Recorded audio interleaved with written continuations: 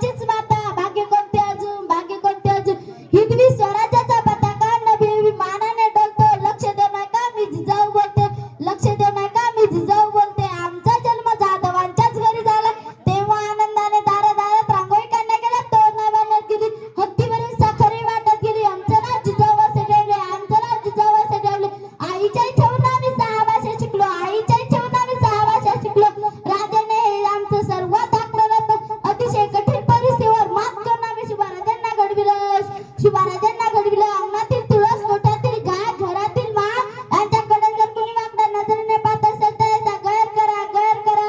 अशी शिकवण आम्ही शिवराजांना दिली, अशी शिकवण आम्ही शिवराजांना दिली. एक होता राजा शिवाजी, भीती नव्हती जगाची, पर्वा नव्हती पडणाराची.